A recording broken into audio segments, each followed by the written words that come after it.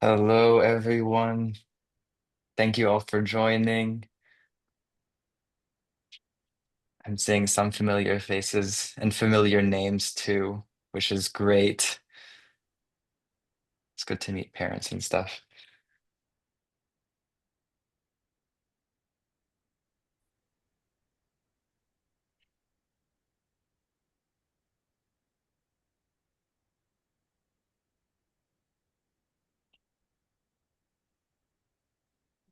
All right. Well, we might be waiting on a couple more people, a couple more board members, but I think we can go ahead and kick things off. Um, all right. Thank you so much for joining again. Um, Tonight, we are going to be talking a bit about what the Hullabaloo has done in the past 120 years, focusing on the last 2 years when we've had a lot of growth. And you'll have time to ask some members of our board questions about what we've been up to. And if you're a Hullabaloo alum, maybe share some memories too. Um, and yeah, I'll go ahead and introduce myself. My name is Ian Fall. I'm the editor-in-chief of the Hullabaloo for the past 2 years, and I'm joined by several other members of the managing board who can go around to introduce themselves too. Sure. So, hi, I'm Ellie. I'm the managing editor this year, and I've been on the Hullabaloo since my freshman year. I served the last 2 years as news editor. Hi, I'm Haley. I'm the senior business manager.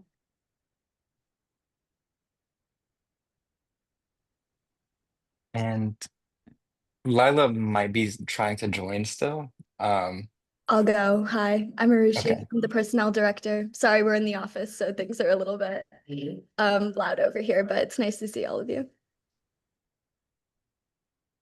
Hi, I'm Tel, François Baillet. I'm the advisor, not quite managing board, but I get to hang out with these lovely people all the same. Yeah. All right. Thank you guys. So I recognize many of these names here. I know many of you have already donated to our 120th anniversary campaign, which is great. We are so thankful for your support. If you have not yet donated, though, the QR code that you see in the top right corner leads to our donation portal. So it's going to be on many slides. You can scan that and donate whatever you can. This meeting is also being recorded, and so you'll have access to it, and you can share it or watch it again if it's exhilarating and entertaining. Um, so with that, I will now hand things over to Tel to give a bit of Hullabaloo history before we talk about what we've been up to more recently. So going all the way back as we are celebrating the 120th by doing the math, that means we got this Hullabaloo kicked off in 1905.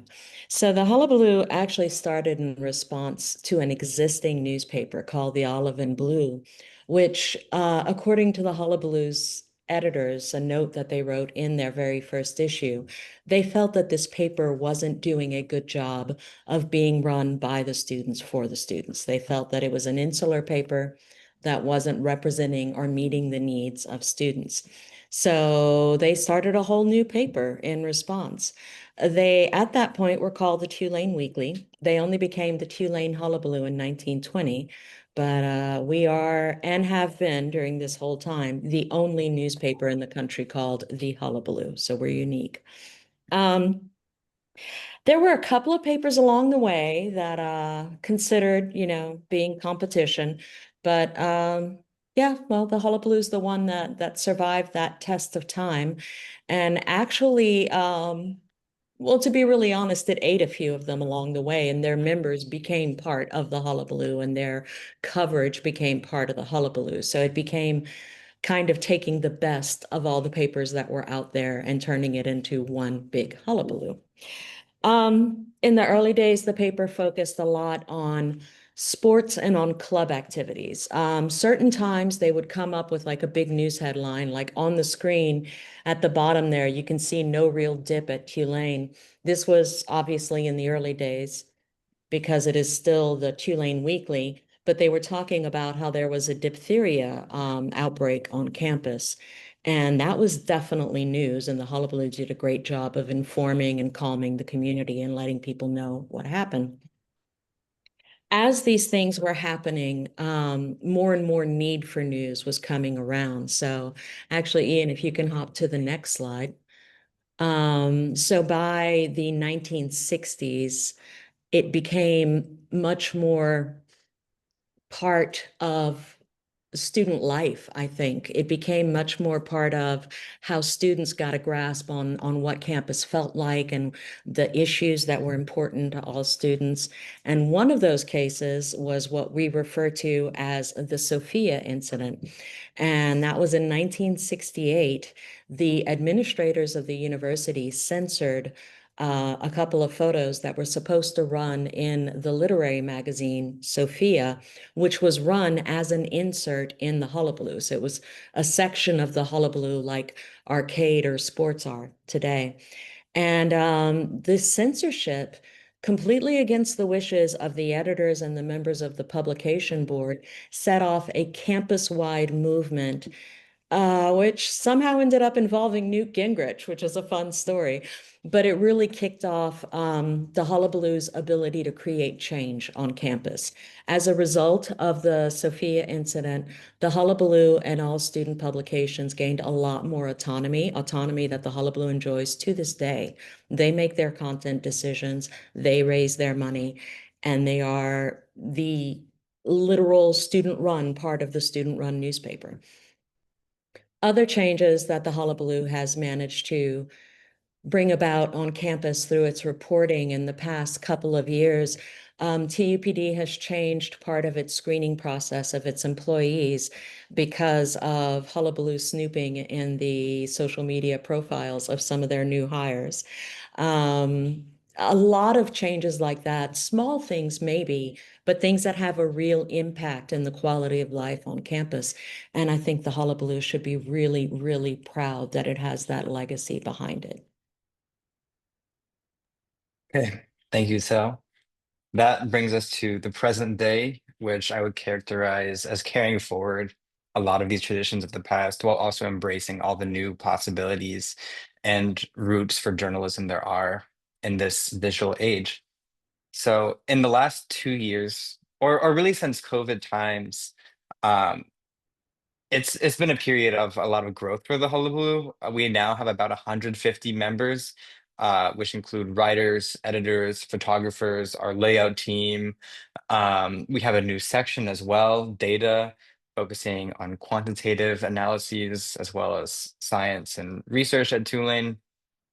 Um, but this team is really a group of several smaller teams which all have to work seamlessly together to create the product that you see across platforms, our print newspaper, our newsletter, our social media, our website, all of these things. Um, and a lot of these new members in the past 2 or so years have been due to the expansion of our digital team, which our digital director Lila will talk about next. Um, and a lot of the work that we've been doing there is making our publication more accessible and more engaging to readers. So that has resulted in a complete revamping of our website's main page, which you might have noticed. It's also resulted in an overhaul of our layout designs in print. We also switched to a new printing press, which has allowed us to print on 24 beautiful color pages. Um, and then this change was less noticeable maybe for you all here, but we switched to a new newsletter provider and began sending out 2 or more newsletters a week. And our open rates of over 80% a lot of the times attest to the fact that we have built a really reliable and engaged reader base. So all of these efforts and the dedication of all the team members that you see here um, has earned us a position as a pacemaker finalist just this year. That news came out a month or so ago. We also were a first place winner in climate change reporting. And we also sort of swept the Pinnacle Awards, which is awarded by the College Media Association. We had 8 Pinnacle Awards this year, including third best periodic newspaper. Again, this is just the result of the dedication of all of these students who are responsible for everything that this paper does and tell to. Um, yeah. All right, I'll hand things over to Lila now to go a bit more in depth about our digital strategy. Yeah, thanks, Ian. And thank you everyone for joining us. It means so much to ring in the 120th anniversary of the Hullabaloo with you all. It's been such a fun place to be a part of in my 4 years at Tulane. But yeah, if thanks, Hannah.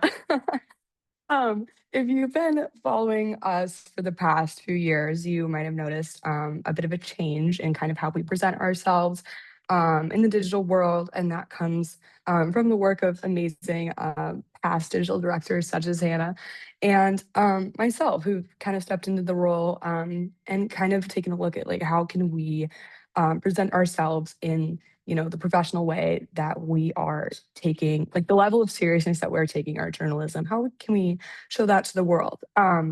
And so that really came with kind of standardizing our brand a bit. Like Ian mentioned, redoing our website facade, kind of making our socials look a little bit more cleaner, really honing in on that lovely green that you see everywhere. Meeting consistent audience expectations is another big part of that. So we know that everyone doesn't have the time to check the website every single time a new story is published. So we want to get those out there and on your feed every single morning. So that's why we take our Instagram and our Facebook very seriously. We try to get all those new blasts out to everyone so they can, have something, to think about in the morning. And that also comes with our newsletter. We like to, keep it twice a week, clean, simple, making sure everyone's getting that nice pocket of news from the Hullabaloo in their inbox.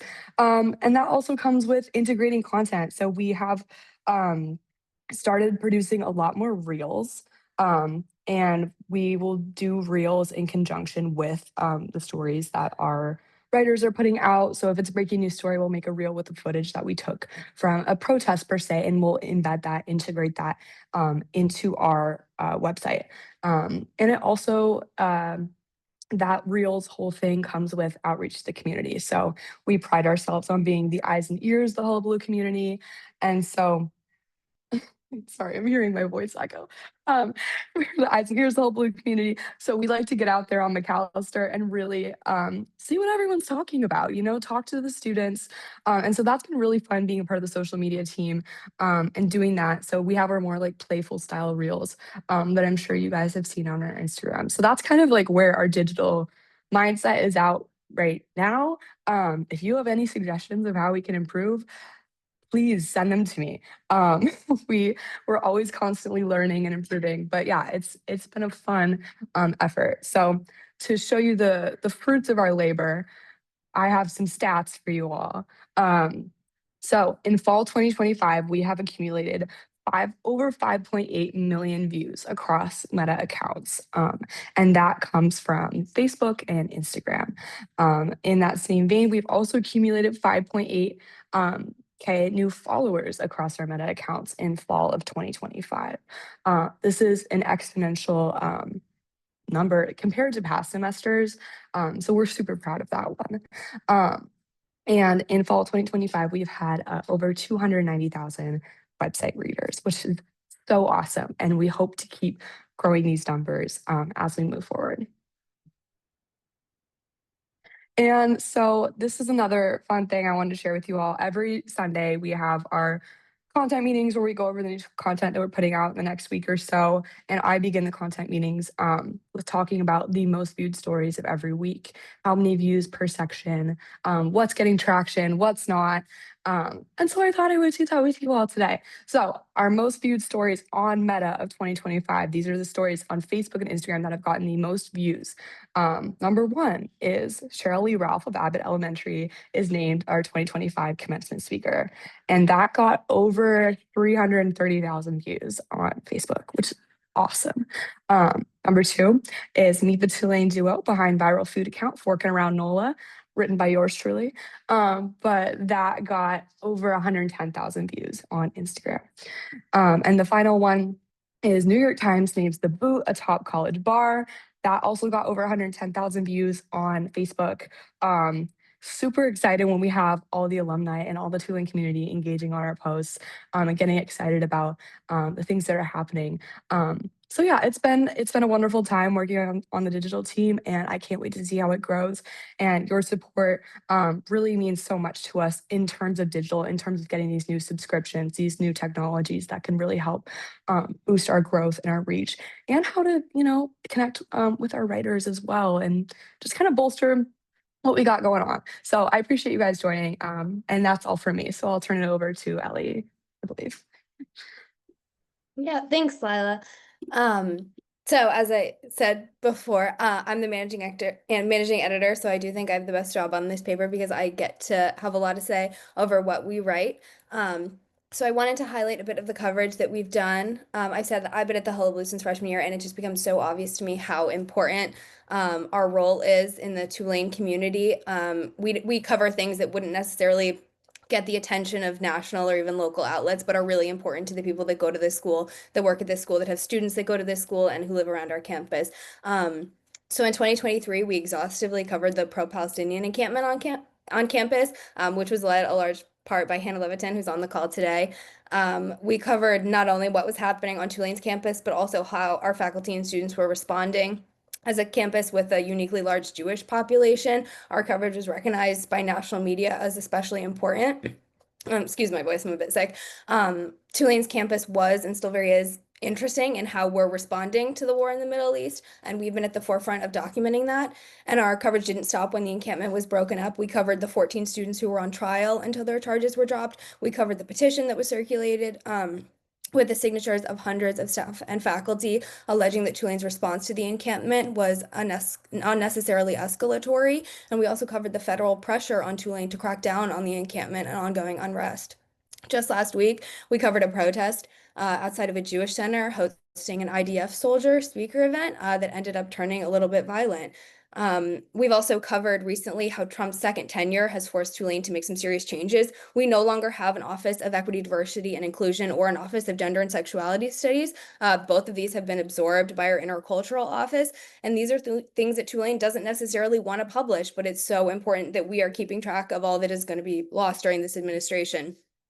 When we reported on these changes, some students weren't happy and they protested. And we were the first to report that 7 of those students were placed under investigation for their participation in an off-campus protest, which later caught the attention of some local outlets.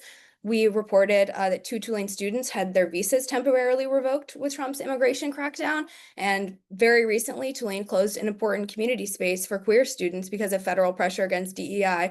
And the last topic that I want to touch on today, which is absolutely not exhaustive of the coverage that we do, is the faculty union. Since it was recognized a few years ago, we've covered pretty much every major event in the Tulane Workers United, which is the non-tenured faculty union at Tulane. We covered their healthcare settlement, where when the union proved that Tulane had illegally raised healthcare premiums without negotiating with the union. Our librarians have also recently formed a union, and the union is undergoing faculty or salary negotiations because our professors are pretty poorly compensated relative to other comparable universities. So I think a lot about how news is the first draft of the historical record, and I think our reporting is especially important at this time when we're thinking about how this federal administration is going to be recorded in the historical record. So I'm just really proud of the coverage that we did. I'm proud of all of our writers, and I hope that we can continue writing for another 120 years. All right. Now I'll talk a bit more about the really fun stuff, our financial model. So the Hullabaloo is unique in many ways, I think, including possibly being the best college newspaper in existence. But I think a particularly important way that the Hullabaloo is unique is the way that we fund ourselves. So the Hullabaloo is one of the 100 most awarded college newspapers in the country. And among that group, we are the only one or one of the only ones who doesn't receive direct funding from the institution that houses it. So a lot of people don't realize this. We don't receive any student activity fee money. the administration does not give us any money or oversee any of our internal operations besides providing our office space in the student center. Our writers or editors, we do not get paid. Um, Instead, our funding comes almost entirely from ad sales and donations. So our business team, which has increased from one person a couple years ago to about 10 people in the last year, they've done a fantastic job of collecting of connecting with local businesses to sell ads. But I just checked the numbers. We still have a little ways to go for our donations in this fundraiser. We're looking to raise about 2,000 more in the next 2 days. Um, and yeah, our publication is entirely student run. It's 360 degrees a student operation, and we take a lot of pride in that. For one, it means that we can be editorially independent. There's no pressure to, bend to the administration, right? And it also allows us to operate with a sort of unique transparency, right? Um, all right, so as promised, here's a bit more on how specifically you can help, what specifically we are looking to fundraise for. So in this first row, we have some of our essential operating expenses. So these are subscriptions to digital tools and also our print editions. So for $750, you can sponsor the next print edition for the Hullabaloo. If my mental math is right, we have 6 more print editions coming out in this next year. These are also things that maybe you wouldn't think about, but they're some of the most important, are some of our most important expenses. So Snow Sites, that's our website provider. That's $1,200 a year.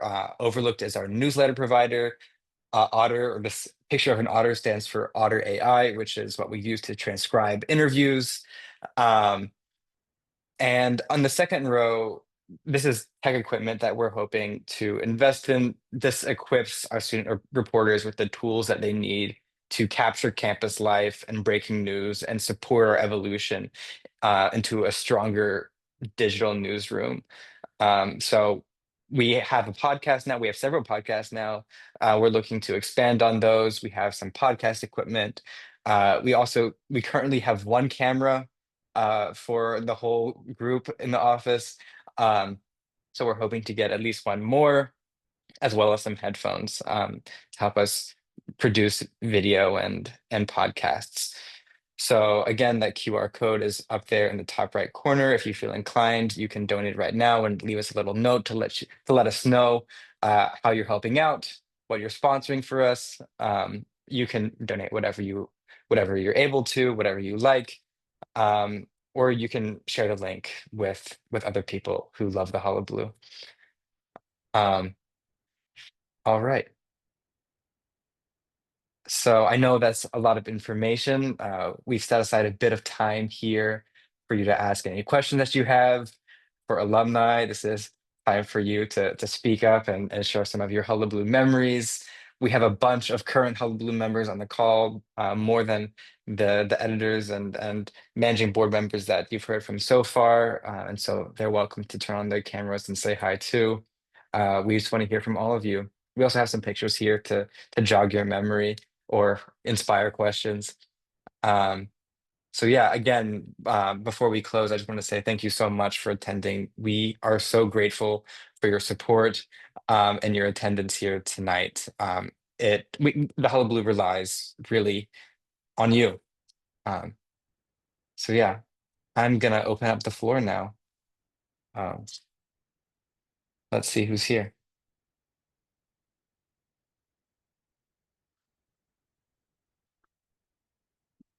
Do do any current writers want to say anything or show us around the newsroom or something? I'll show around the newsroom. Let me make sure my background is off. Okay, it's a little quiet in here tonight, granted. It's about to be Thanksgiving break. Um, it's all say hi, everyone. Okay. So yeah, this is where we are right now. Yeah, did that work? Yeah. That works. Yeah, Okay. I think that paints the picture. Yeah, we have a quiet Wednesday night out of all the Wednesday nights we're working with usually. But yeah, people are beginning to head home for Thanksgiving. But we love our room. Arushi has made a good effort in not investing, using our lamps that we have. So the lighting is a little bit more friendly than it was in the past. Yeah. I see that we have a question here. Do you feel supported by students on campus? Is that main audience engaged and appreciative with all the options out there? I think that, well, Lila can speak to this.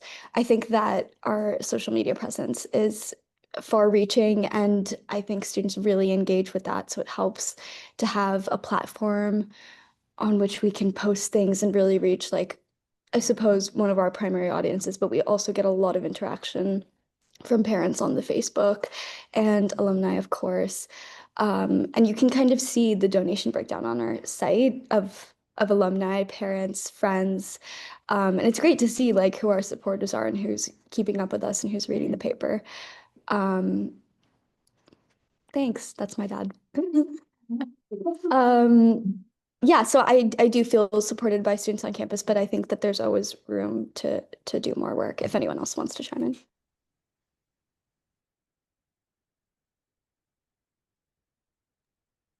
I think, yeah, I see a hand raised right there. Do you want to unmute yourself and ask a question, or you can type it in the chat, whichever you prefer?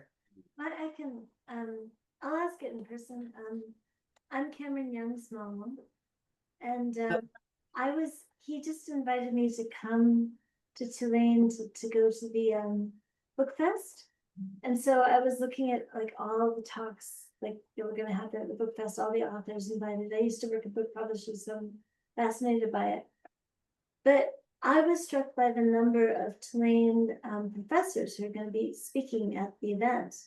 Yeah. And I thought, well, everyone's focused on like who are the big hitters, who's going to like headline the event. But like there are at least 12 professors at Tulane speaking at the event.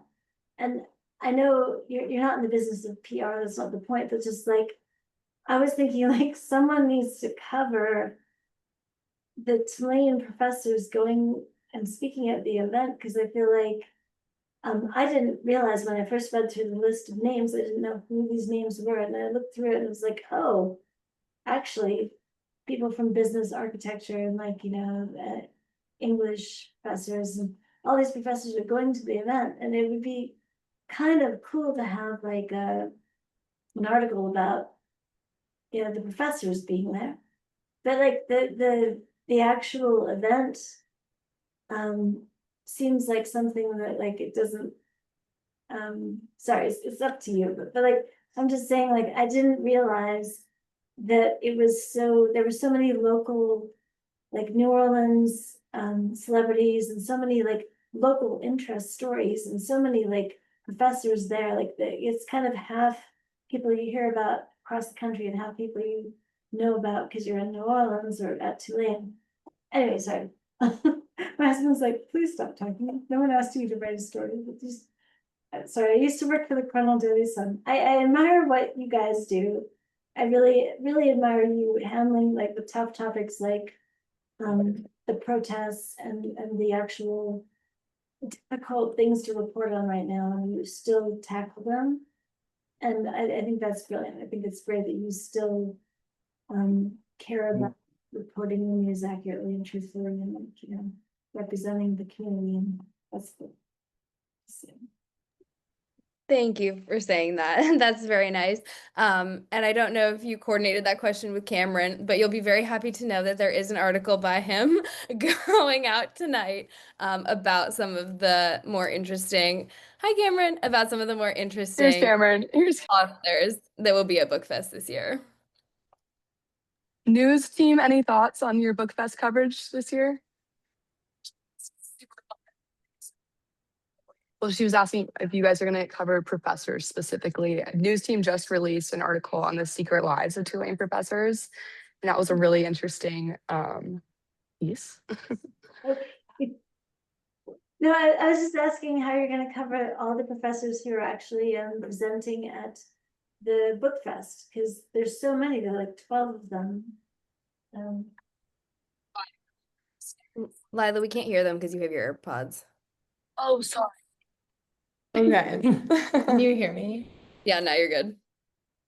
Like a divide and conquer scenario, and we send oh, as I was just saying like, to get as much coverage on all the events because there's so many events going on at the same time every day. right. No, I was just saying, I like everything you're doing, and I was curious about reporting on the book fest. Anyway, I'm sure you'll do it great. Yeah, I can't wait. It's gonna be really fun. I just wanted to come on and say hi. I'm Hannah. I Oh my God, I did not even still know. I still live in New Orleans, and I credit the Hullabaloo for pretty much everywhere I've been since, which is the Times-Picayune, which is our newspaper here. And just the book fest for me was one of, I think, my favorite times working with the Hullabaloo, because we don't have like a really robust media department. And so Tell is kind of that. And she has just given so many opportunities to so many student journalists at Tulane.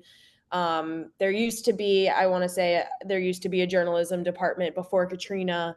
And to see so many people come out of Tulane still interested in journalism without a department really is testament to how important the newspaper is, not just keeping people updated every day, but um, you know, making sure that people who are committed to journalism can do what they want to do. So I love you guys, and I'm always rooting for you, and I'm really proud of you. And I ordered a sweatshirt with Lily. So Thanks, Hannah. Oh my God.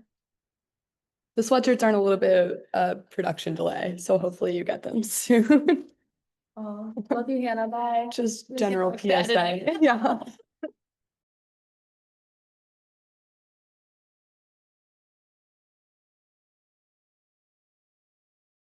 Do we have any other questions?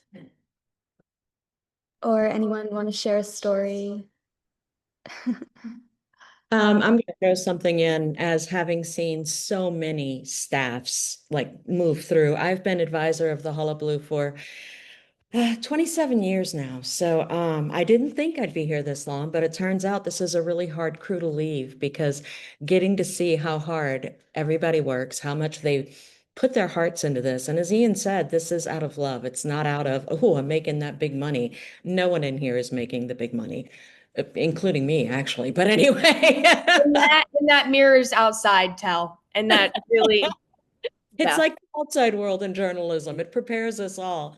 But it's so awesome and fun to watch people develop just the sharpest news sense and such a good understanding of the ethical complications of reporting, and the conversations that are had with the people in this room are so much light years beyond what you would expect to find in an unpaid newsroom full of volunteers. So yeah, they work real hard and they're awesome.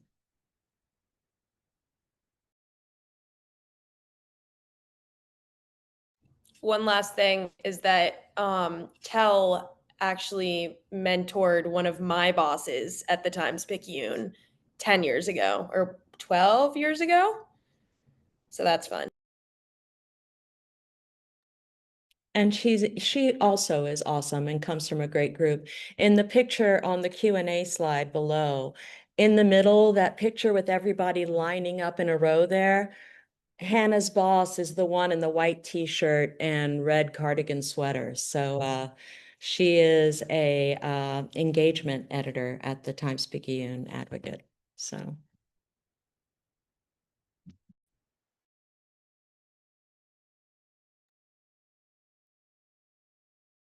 All right. Okay, well, if or Ian, do you want to speak? No, you can take it, Rishi. I was gonna move on to the next slide. Yeah, perfect. I was just gonna go ahead and wrap it up. Yeah, hearing your voice over Zoom is kind of scary. But anyway, Mine? um, no, no, I can hear Tel's echo, and Oh, it's an okay. interesting experience. Okay. Um, but anyway, I just wanted to say that we have such a wonderful team here, and I know there are a lot of parents and friends and family on the call, and you guys have great, hardworking kids, and we've been blessed with such a great team, such like hard workers, and everyone comes in here and puts their all into the work, and we'll be here like super late, many, many nights, and so all that to say, you guys should be very proud, and alumni too. I mean, we're doing, I think, really good work here, and I hope that we continue to prove that to you guys for the rest of the year. But with that, I'll let Ian kind of close it out. Yeah, so let's just do a little check here. I might have to reshare my screen. Um, so yeah, we are up a little bit, but we're at 78% of our goal. So please continue to share our campaign so we can make it to our goal in this last 48 hours of it. Um, all right, I will stop the recording and